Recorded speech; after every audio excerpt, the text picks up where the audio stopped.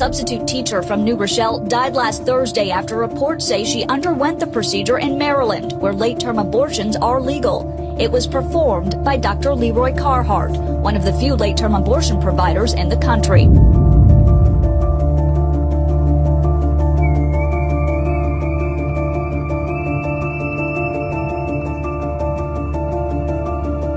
On May 12, 2020, at 3:50 p.m., the Montgomery County Fire and Rescue Service in Maryland received a 911 call. The call came from the abortion facility of abortionist Leroy Carhart. A woman had been badly injured in the course of a late-term abortion. She was examined, given care, and transported to Shady Grove Adventist Hospital. Arriving at the emergency room, the woman was reevaluated and found to be in critical condition. The woman was rushed into the operating room for emergency surgery. She was bleeding heavily from a ruptured uterus, in shock and showing signs of sepsis. Parts of her baby had been left inside her, including a severed leg that was intact from the hip down. Some of the parts had been pushed through the uterine tear and up into the abdominal cavity. The woman's bowels were so badly damaged that the surgeon had to redirect her large intestine to an external bag. After surgery, she was sent to the intensive care unit to be monitored. One of the attending staff members described it as the most horrific thing I have ever seen. The attending surgeon emailed hospital staff acknowledging the trauma they may have suffered from the experience. 9 days after her near-fatal injuries, the woman was discharged from the hospital. That same day, another woman arrived by ambulance from the same abortion facility. She was in even worse condition than the first woman. The woman's uterus had been badly punctured, leaving a hole at the back about 9 inches across. The body of her baby had been shoved through the hole and into her abdominal cavity.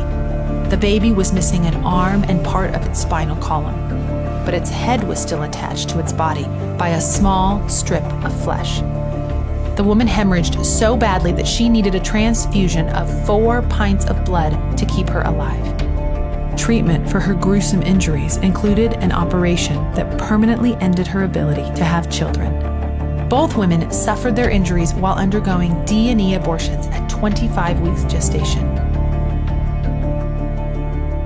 At this age, preborn children are able to feel pain and can survive outside of the womb. Both abortions were committed at Leroy Carhart's abortion business in Bethesda, Maryland. The baby has no input in this as far as I'm concerned. But it's interesting that you use the word baby, because a lot of abortionists won't use that. They'll use the word fetus because they don't want to acknowledge that there's a life. So I think that it is a baby, and I use it with the patients. And you don't have a problem with Absolutely killing a baby? I have no problem if it's in the mother's uterus.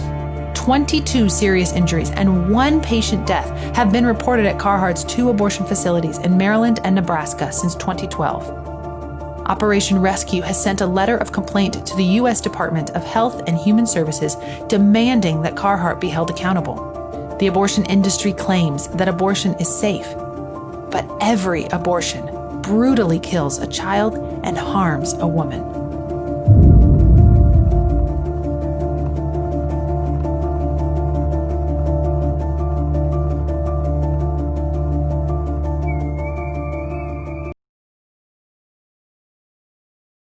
When I heard Virginia Governor Ralph Northam, who's a pediatric neurologist, describe during an interview the process by which doctors determine to shelve unwanted abortion survivors, it hit painfully close to home to me.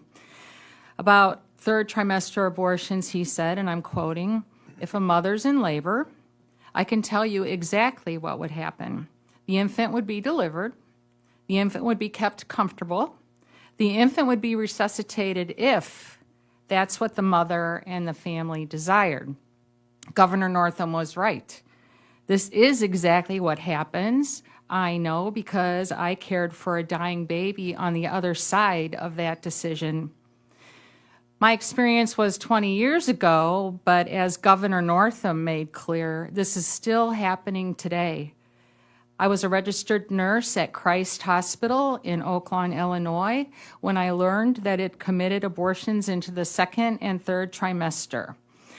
The procedure, called induced labor abortion, sometimes resulted in babies being aborted alive, and if they were aborted alive, they were allowed to die without any medical care or intervention whatsoever. They were given what was called comfort care, made comfortable, as Governor Northam indicated. One night, a nursing coworker was taking a little abortion survivor to the soiled utility room to die. And when she told me what she was doing, I couldn't bear the thought of this suffering child dying alone. He'd been aborted because he had Down syndrome, and he was between 21 and 22 weeks old, about the size of my hand. And he didn't move very much because he was using all of his energy attempting to breathe. And I remember toward the end of his life, I couldn't tell if he was alive or not unless I held him up against the light to see if I could see his heart beating through his chest wall, because their skin is so thin at that age. And after he was pronounced dead, I folded his little arms across his chest. I tied them together with a little string. I wrapped him in a shroud, and I took him to the morgue where we took all of our dead patients.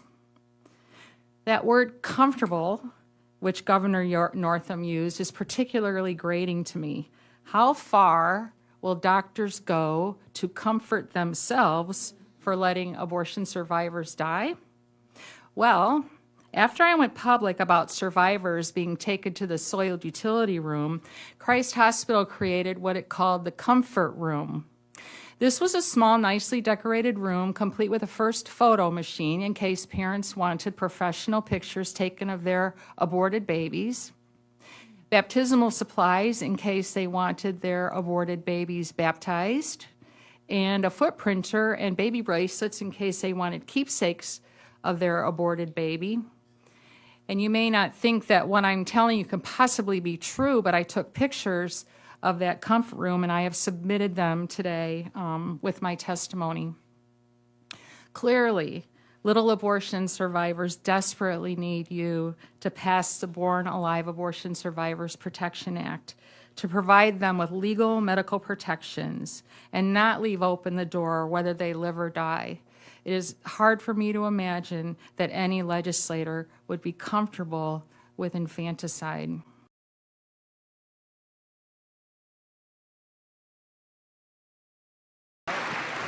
Happy Halloween, Ben. Thank you. Yeah. So I have an issue with your stance on abortion. Okay. Right. So you define life as starting at conception through biology, pretty much. But I think you take the stance that life is intrinsically valuable because it's life. And that's where I disagree. I think there's two things that make life valuable. I think consciousness, the ability to experience pain, senses, and stuff like that, and personal identity. In particular, psychological continuity identity. So the fact that we have memories, we have relationships, people have relationships to us. I think those are Do you need both of those, or is it neither or? I just want to clarify your position. Either or. Okay, so if it's either or, then people with Alzheimer's have real continuity problems, you can't kill them. No, because people still have relationships with them though, right? So like just because you have like... I mean, you have a relationship with them, but with people with advanced stage Alzheimer's, they really don't have a relationship. Okay, but for the sake of example, like let's say someone dies, right? The family gets to decide what you do with the body. Because I know what you say. When you say, someone says, oh, it's just consciousness, and then they're brain dead, you say, well, can you stab them? No, you can't. Because that's the family's decision what to do with the body. It's the person's decision what they want to do. So if the family decides to stab them, it's okay to stab the when they're brain dead? Yeah, if they want to No, not brain dead. Let's say that you're comatose for a specifically and predictably short period of time, say 9 months. Say now, well, what is the person... Okay, yeah. No. So I would say on the legal grounds, it would depend what the person put in their will. If the person has made clear statements like, hey, don't pull the plug on 9 months, then don't do that. Because I think the first choice is... Right, but let's say the person has not made such clear statements. Say the person can't make such clear statements. So and he's just in a complete coma? Let's say the person has not drawn up a living will or had conversations like this. They're in a car crash, they get in a coma, you know that in 9 months they're going to come out of the coma, and they're going to be fine. Are you allowed to stab? Can the family say, you know what, these 9 months, stab the dude. Wait, so they're fine, so they're going to get their mememories back? Let's say they don't get their memories back. Then I would say then that person is dead. And yeah, if the family wants to pull the plug, that's fine. I would have no problem with that, yeah. No, I would have no problem with that. Because that person is dead. You're getting into some dicey territory, dude. No, I think that person is dead. right? And that's the best way to define life, is personal identity and consciousness. That's what makes life valuable. Right, so I think that, again, if you were to say both, that's too much, and if you were even to say either, I don't think either one of those legs stands on its own. Okay, because what you really mean, this is the thing about having a baby, it's a process of development. Right? And this is the point that I'm making. There's a period in this human life when that child does not have, or fetus or embryo, whatever you want to call it, when this living thing does not have consciousness and does not have a sense of identity. But in 9 months, it will have consciousness. Well, and even then, by the way, babies don't have a sense of identity for at least a certain number of months after they're born. I mean, the babies can recognize their parents' voices after they're born. That's not a sense of identity. Rats can. No. Identify. I would say it is, because it's a form of memory, though, right? And that's what I was using. So are you a Jainist? Because animals also have consciousness. I would say that killing animals is wrong. You have no problem with that. So just to get this straight.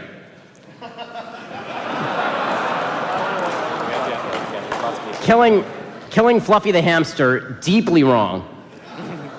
Killing a dude who who's going to wake up from a coma in 9 months with memory problems, totally cool.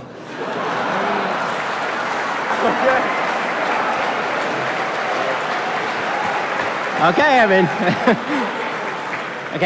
I mean, that's fine. You can have that position. I'm just not going to put you in charge of the NHS. Well, good afternoon, everybody. It's been about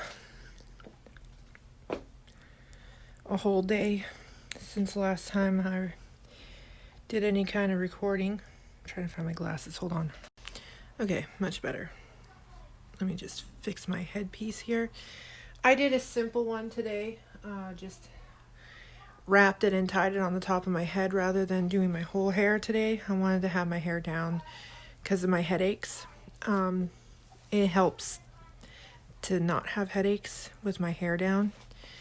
So I'm going to explain to you what happened the last few days. It started around, I think it was Wednesday or Thursday. My mosses is still in the cup.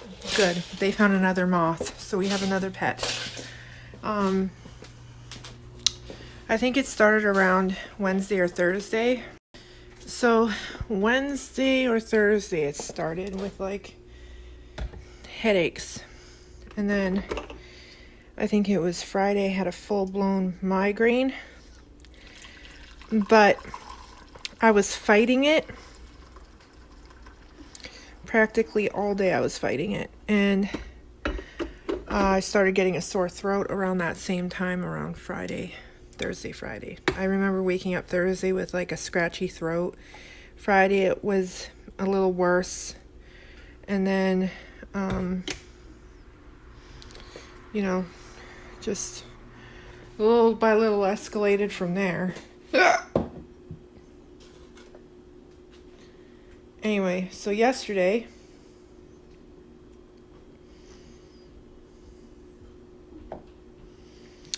what am I trying to say here? Oh no, it's been 2 days. Today's like Monday, isn't it? Oh Lord. Okay, so Saturday, I thought today was Sunday. I don't know why I thought that. Okay, so Friday, I had a migraine. Johnny came home. Saturday, I was full-blown sick. I could not do much at all.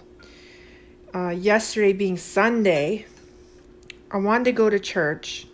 However, what happened was I tried to get rid of my migraine. It was really bad. It was in the back of my neck. And it was bad, y'all. I'm not even going to lie. It was really bad. Like painful. Every time I would breathe, it was like really bad. Actually, I'm going to just sit out here for now. I'll bring my stuff out here. So it was all in the back of my neck back here. And today, hey, weird. So yesterday when I had my migraine, the back of my neck, it felt like different than it does today. It felt more like there was like a tense muscle. I don't know if anybody's ever had a Charlie horse in the back of their thigh, but you know how your muscle gets really tight and hard and you can visibly see the difference. Well, it was like that on this side of my head yesterday on the back of my neck. Yeah, it was terrible. I could not even move. I had to lay all day. So that happened. And then today, however, I think I fixed myself, thankfully. We did an intensive treatment. So how I treated myself was water, also rest. I used acetaminophen for some of the pain and swelling, and just in case I got a fever, because I didn't know if I was going to get a fever or not. And oregano oil. I took oregano oil every 3 hours, 11 drops. And by the evening, around, I think it was 5 or 6, I started feeling like myself again. I was wide awake. I was wide-eyed and bushy-tailed. But earlier that day, I was like all groggy and my eyes were all droopy. And I said to Johnny, "Tell me the truth. Do I look sick?" And he's like, "You don't look like your regular self, but not super sick." I was like, "I'm not wide-eyed and bushy-tailed." He's like, "No, you're not wide-eyed and bushy-tailed." I also pulled my hair down into a braid so that my hair wasn't stuck to my head.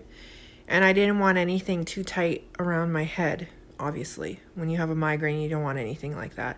I was in a dark room for 2 days. Today, I felt brand spanking new. Well, this morning I did have a bit of a headache when I woke up. But after my first and second coffee, I started feeling brand spanking new. Like my old self. Like last week. So I got up, gathered the clothes for the laundry, which is right here.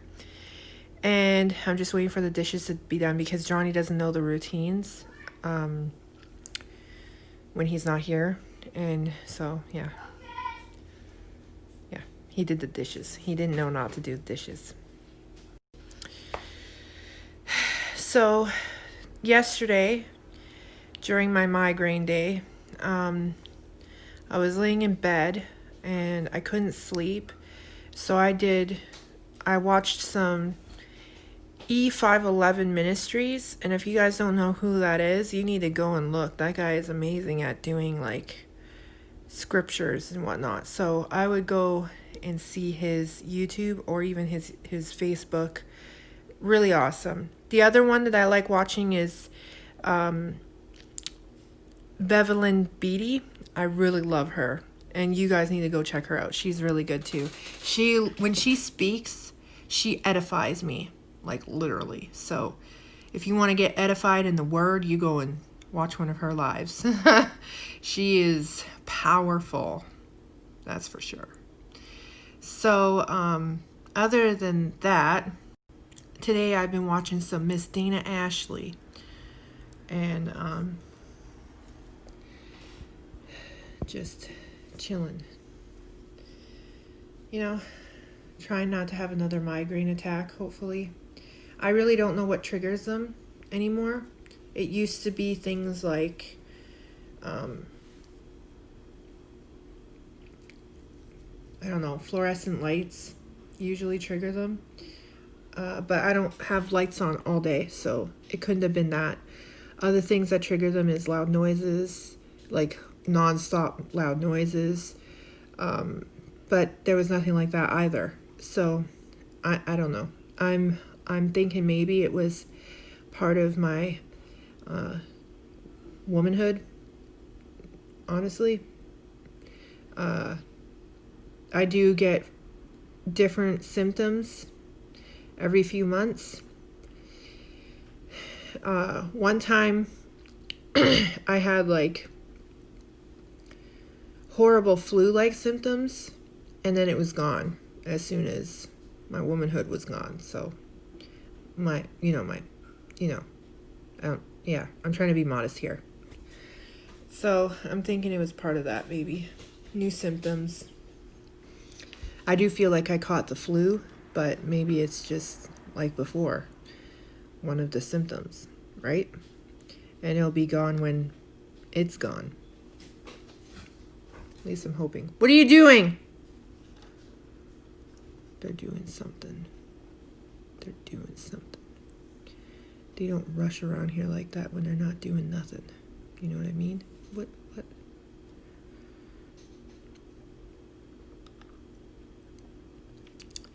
Anyway, guys, I thought I'd give you an update because I'm pretty sure everybody's like, where did she go? She was posting every day, and now she's not posting. She must be sick or something. And yep, you'd be right. I was. But strangely, on the down of the womanhood, you know, there's like intense, medium, taper off. I'm in the tapering off part, and all of a sudden I'm fine. So I'm thinking it's womanhood. And it just sucks because I feel like as I'm getting older and closer to my elderly womanhood, which would be like, you know, never getting womanhood in a month anymore, so menopause. As I get closer, I think that I'm only gonna get worse and worse and worse, and it's gonna just move into menopause, which will drive me nuts. So until I figure out how to deal with that, and I don't even know when that will happen because my mom had it late. Her menopause didn't start until she was like 56 or 57. Yeah. And usually you get it between 40 and 60, right? But hers was closer to 60.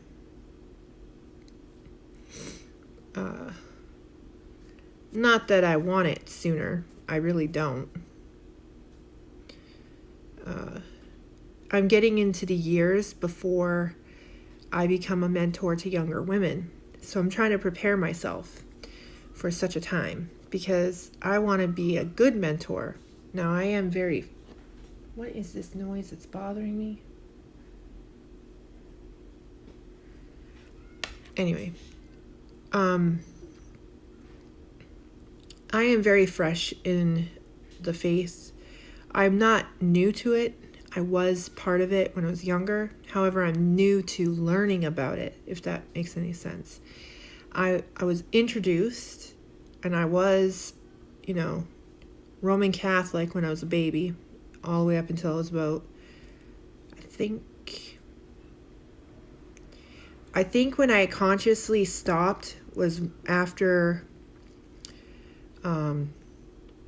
my so-called Christian boyfriend cheated on me. So I was going to church even at like 17. And then I stopped when my boyfriend cheated on me. And then I blamed God for all of that. I blamed God for a lot of things while I was growing up too. I don't know how to explain it very well. I turned away from him early on because of mostly my mom. And I regret it. I wish I had just stuck with it. Not allowed my worldly emotions. But I didn't know because I didn't have a proper teacher. I didn't have a proper person to explain properly. You know what I mean? Now I'm trying to explain it to my kids that when bad things happen, it's not God's fault. That we all have free will. We decide, we take action, and we have consequences to those actions. It has nothing to do with God. It's us, right? And then I also try to explain to them, but if you pray to God first before you react or do anything, more than likely, you will have inspiration, which is called the Holy Spirit, giving you inspiration on how to deal with a certain situation. Now, my older son has been going through some hard times right now. I don't know exactly how to explain it though. Okay, so for the last little while, since the neighbors moved in next door underneath our other neighbors, they have 2 kids. And so the boys have been hanging out with those 2 kids when Andrew's not home, when he is with his mom. And I don't exactly know when it started, but I know that it started just before the wedding. The little one, named Tony, he will violently attack my kids. Punch, kick, punch, throw things, whip things. The last time before I stopped him from hanging out with them, Tony threatened Lucas with a tape measure, the metal ones that you can pull out. Well, if you whip that at someone, it will cut them. It's metal. Now, we went to the parents many times, okay? I think we gave it 6 chances, okay? The 6th time was when he threatened with the measuring tape to whip Lucas with it. So this was before Logan's birthday that this happened. And so I said, you guys can't hang out with them, blah, blah, blah, blah, blah, because first of all, Milan, the older one, had said that his mom thinks that my kids are creepy because their blinds were open. The kids went over and knocked on the door, but nobody answered. So they looked through the window to see if anybody was home. Now, their mom said that was creepy. They're kids. They don't know, right? Like, how can you say that my kids are creepy if they don't know? So I explained to them, you don't do that, and they never did. Now, Milan lied and said that my kids are always starting fights with them, always doing this and always instigating and blah, blah, blah, blah, blah. However, my kids have never hit them. Never. Not once. And Tony hits my kids many times, right? So I was upset, but this is a kid, so I couldn't exactly argue with him. So instead, I listened to everything he said, and then afterwards I said, all right, you know what? My kids will not come over here anymore. I don't want you guys hanging out. That's that. And he's like, okay, thank you. So I walked my boys back to the house. 1 hour later, they come over to try and play with my kids. And I'm like, no. See, you can't say they can't go over to your house because they're the problem and then come over to my house. It's either they're the problem, and in that case, you should not be hanging out with them, or you're lying, and in that case, I don't want them hanging out with you. Milan's like, okay, so he leaves. Now it's Logan's birthday. Logan invited everyone from the park to his birthday. And I didn't want to say no.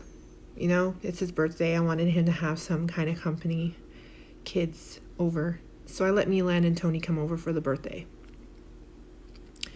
So the day's going on and whatnot, and everybody's getting along. Just before the end of the day, just after we cut the cake and everybody was having the balloon fight, around that time, they broke out in a violent act. So I had to send everybody home. Logan got grounded because he was being mean. Not violent, but mean. But then after his birthday, for 2 days in a row, he was really, really mean and violent towards his brother. And mean to Andrew, his best friend. So I grounded him until the 19th. Now, clearly he's not completely grounded because his father decided to give him a little leeway today because I'm sick. Now, that's fine. However, when I'm not fully sick anymore, not like, I'm pretty weak today, but I'm up, right?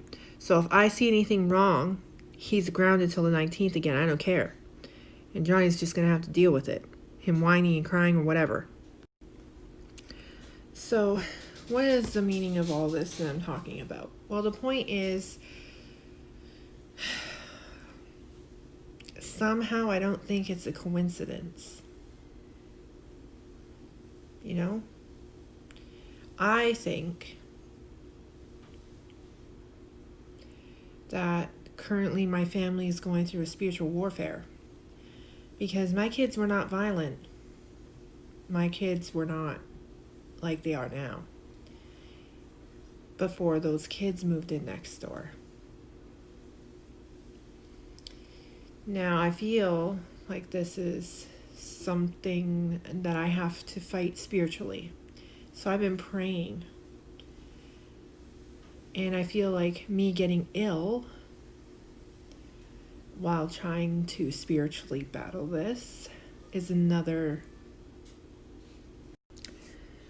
type of attack, right?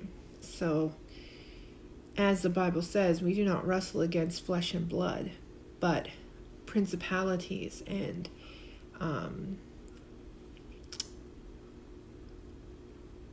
spirits, right? Evil spirits. We're fighting against something that wants our soul, our essence, our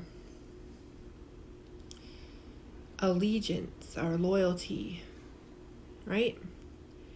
And so I have to battle carefully. I have never learned how to battle in prayer, right? So now I'm learning a little bit more that it's not like one of those things where you just go in and you go all hard and whatnot. It's a process. So what do I mean by a process? I mean, thankfully I finished my war room journal so that I could literally write it out in there. There's a way to strategize how to pray to fight the enemy. So, first thing you want to do is thank the Lord for everything He's ever given you. Okay? Acknowledge that He's good and just and merciful. And then you want to acknowledge the good things that He brought into your life. Like for me, my husband, my kids, everything we have, I'm very thankful for. And then you want to pray for the ones that you love. So you start with the head of the house, which is your husband. And then you move down the ladder. I would not pray for yourself. I would leave that to your kids and your husband. Then just move to your kids. So then you move on to your kids. You do one at a time. I would do the oldest and then down the line, right? And so when you're praying for them, I would use scriptures. Now, my pastor's wife helped me greatly. I asked her what to do and how to pray, right? I was like, I don't know how to pray for my kids. This is going on and blah, blah, blah. She pointed me to Proverbs, the whole book. Now, I know Proverbs 31 like the back of my hand. I didn't know the other Proverbs. So I started reading Proverbs 1 and 2, and I realized this is exactly what I needed. Exactly. So if you are having trouble with your kids disobeying, being violent, and not dealing with their problems in a proper manner, Proverbs. I know it's super difficult, you guys. I know. I'm going through a difficult time right now. You just have to roll with it and do what you gotta do. Right? For me, I'm just praying. Praying through it. I don't know how Logan's been today, but yesterday he was pretty bad. He only had one hiccup so far. Only one meltdown? Yeah. So Not even a meltdown. He's doing much better today. I've been praying every single day. And I've been reading Proverbs and praying on Proverbs. So that's where we're at right now. And yeah, Johnny has been doing very well at picking up the torch for cleaning and taking care of the house for me while I'm sick. So he's been helping, which I'm thankful for. Otherwise, there would be one heck of a mess to clean up. However, he's been doing a good job, and... Good job? Yeah. What, my English? Yeah. Well, I am getting... He's been doing a good job. I am getting my headache back right here. I can feel it.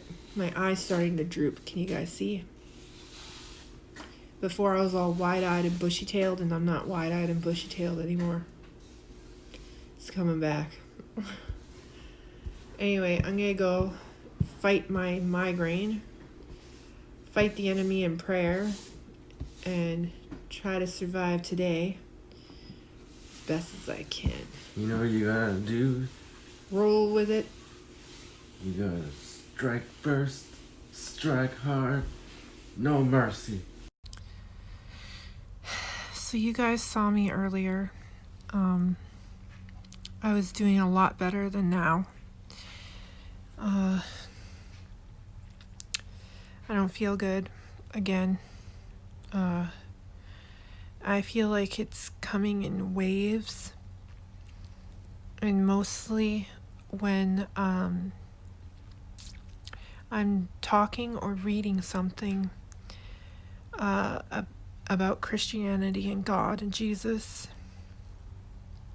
So it's kind of confirming to me that this is a spiritual attack on me. I won't let it win. I let it win yesterday and I didn't go to service. I should have, in disobedience to whatever this is that's trying to stop me from doing what I need to do. Today, I have my tea. Oh, that's a pretty little picture, isn't it? Look at all those pretty lights. So, I have all my book stuff here too. I'm going to be doing what I need to do. I'm going to read the Bible. I'm going to do my Bible study today for biblical womanhood. I have to write my speech for next week's tea party. So I'm going to do that today as best as I can.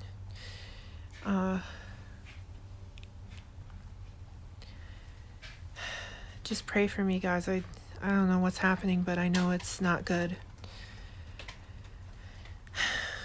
Just pray for me.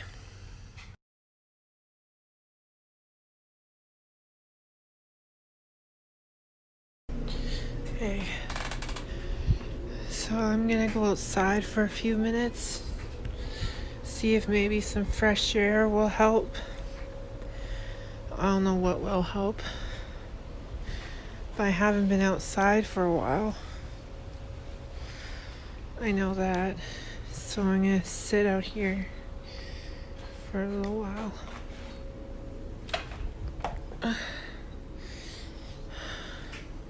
Yeah, I'm wearing a sweater because I'm currently cold. Which is strange because it's really hot, apparently. I'll actually take a picture of what my app says the temp is and show you. So yeah, there's something wrong with me. I should be like dying right now from sweating, and instead I'm like super freezing cold. I don't know, guys. There's something wrong with me. I don't have a fever though, that's the thing. Like, we've checked my temp. I don't have a fever. I'm just cold.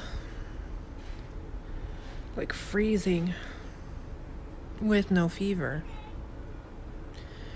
And I have like this, my droopy eye syndrome from my migraines being behind my eyes. Yeah, there's something going on. So this is gonna be my goodnight video. And this will basically be the whole weekend plus today's video. So I hope everybody had a wonderful day. And quickly I'll show you what I've been doing. So this is my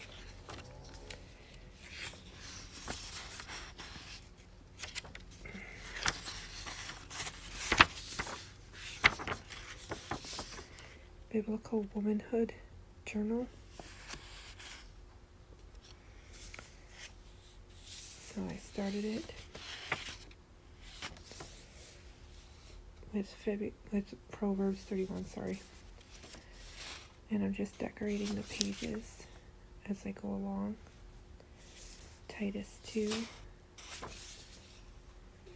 1 Peter 3,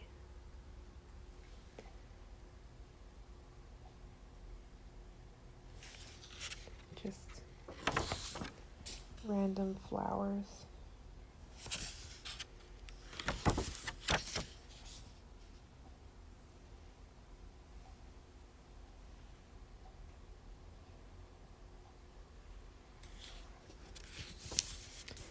Tomorrow I have to do the rest. I have a few more scriptures I have to put in, and then I'm going to be putting in the Bible study teachings that I've been learning, and some ideas for womanhood, wifehood, things of that nature, and how to become a mentor to other young married women, which is a huge deal. So I'm also going to try and get to sleep early tonight because I have to get up to wake up Johnny, obviously. So this is my goodnight video. I want to let everyone know I feel a bit better. Not so much of a migraine or a headache now. No more chills or freezing.